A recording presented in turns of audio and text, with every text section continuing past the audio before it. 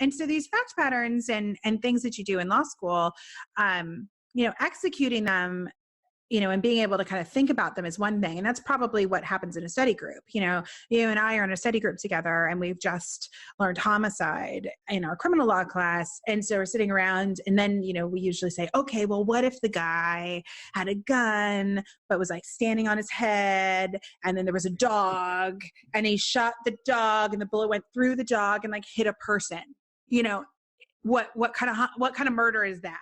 And so and which sounds crazy, but this is totally what law students end up doing. Cause you keep, you take all these crazy ideas and I totally did this, like walking around with friends, you have like enough information to be totally dangerous, I think.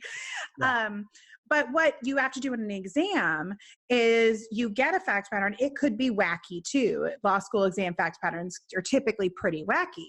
But you take that wacky fact pattern and you have to methodically do an analysis. You have to say, murder is the unlawful killing of a human being with malice and aforethought.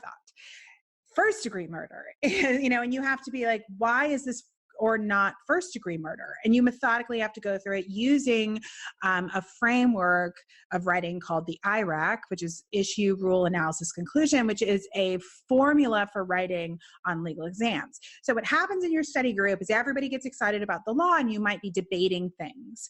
But what happens on the exam is you have to be able to take all that debate you've done, make it very focused, and answer the question asked by the professor using the fact pattern, and then write it in this formula that lawyers and law students and law professors, all have to basically use, that can be very foreign when people join the legal profession. I mean, I considered myself a good writer when I came to law school, and my first legal writing assignment didn't go particularly well because I wasn't used to writing in this new formula, and I had to change myself to meet this requirement. Now it's second nature, but it wasn't in the beginning. That's really interesting. So you have, law school requires this regimented way of thinking and writing and analysis that people haven't necessarily ever done before.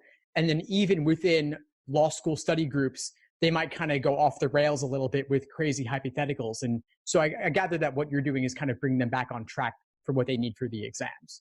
Yeah, I mean, hey, it can be fun to sit around and noodle on this stuff. But when you're working with other students in a group, you always have to be aware that you all have the same amount of knowledge.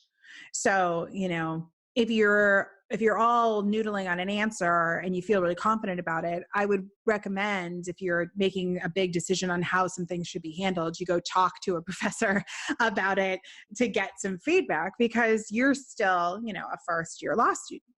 You, just because you've read some cases on homicide is totally different than really being an expert in it or understanding it. I do not claim to be an expert on homicide, but my dad has been a criminal lawyer his whole life. He would be much more of an expert. So if I had questions about how things really function in the real world, I would talk to him. So I think it's also just appreciating where you are and getting the feedback and the help that you need. Thanks for tuning into the show. Please subscribe if you haven't done so already to be notified of new episodes as I release them. And feel free to reach out if you need anything at all as you move forward with your prep. I'm happy to help however I can. In the meantime, I'll wish you all the best and take care.